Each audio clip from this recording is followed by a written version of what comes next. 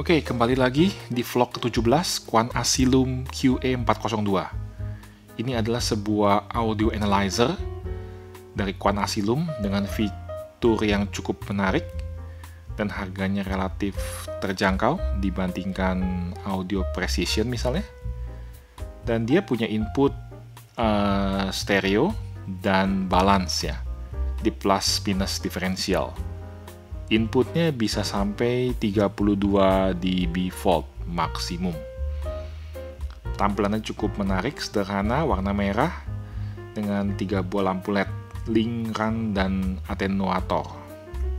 Untuk koneksi pakai USB, disarankan menggunakan kabel USB yang bagus, USB printer modelnya, karena ini menggunakan arus cukup besar ya, sampai kita lihat 800 mA, tegangan USB 5 volt. Jadi pastikan kabel USB-nya bagus, bukan kabel abal-abal.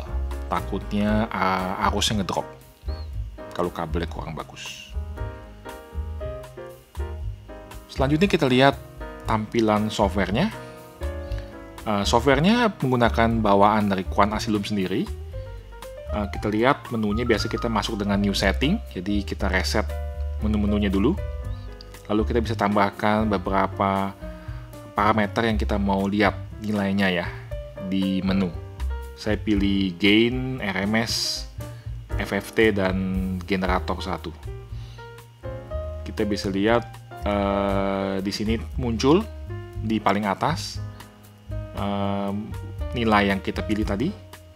Selanjutnya bisa kita lihat ada beberapa menu yang bisa kita pilih di sebelah kiri, bisa kita scroll atas bawah. Input, scale, kita pilih maksimum, coba 0. Kita lakukan run untuk melihat hasil tesnya. Ini tes internal ya, kita menguji internal noise-nya aja, tidak dihubungkan input dengan output. Kita lihat noise-nya sampai 114 dB volt negatif. Ini kita lihat channel kanan warna merah ya, karena saya nggak terminasi makanya dia lebih tinggi noise-nya, lebih rendah maksudnya nilai negatifnya gitu. Kalau kita terminasi seperti channel kiri, maka dia lebih rendah, noise negatifnya lebih negatif ya gitu. Kita bisa lihat lagi ada beberapa menu-menu lain yang bisa kita coba di sini. Contohnya kita lakukan run lagi, kelihatan lagi di processing. Kita lihat kalau kita pilih waitingnya ini di A atau di off ya, nilainya akan sedikit berbeda. Jadi ketika di off di 114, ketika di waitingnya di A jadi 116. Tetap sama ya, yang kanan ini tidak saya terminasi, jadi noise-nya akan lebih besar ya, negatifnya tidak sekecil yang saya terminasi di channel kiri. Selanjutnya apalagi ya, ini menu-menunya sih cukup sederhana dan cukup mudah dipahami ya, walaupun mungkin tampilannya tidak terlalu user friendly. Mungkin saya aja nggak terbiasa. Ada beberapa menu-menu preset lain untuk otomatisasi pengujian, dan juga ada ya menu-menunya sih simple ya, nggak terlalu rumit. Cuma tetap butuh waktu sih untuk membiasakan diri, karena namanya juga ini baru ya, jadi harus ngutak-ngatik dulu nih sebelum terbiasa untuk make interface-nya.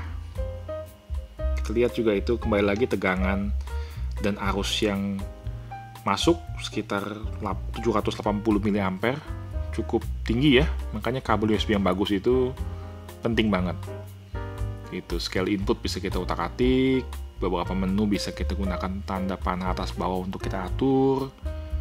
Dan sisanya display option bisa dipilih ke mode frekuensi atau waktu, tampilannya input atau output, channelnya kanan atau kiri, aksi settingannya, waitingnya, windowingnya, measurementnya. Cukup simple sih sebenarnya, walaupun kembali lagi butuh adaptasi karena ini softwarenya masih baru ya buat saya ya, yang baru mencoba. Saya rasa itu saja. Terima kasih telah menonton.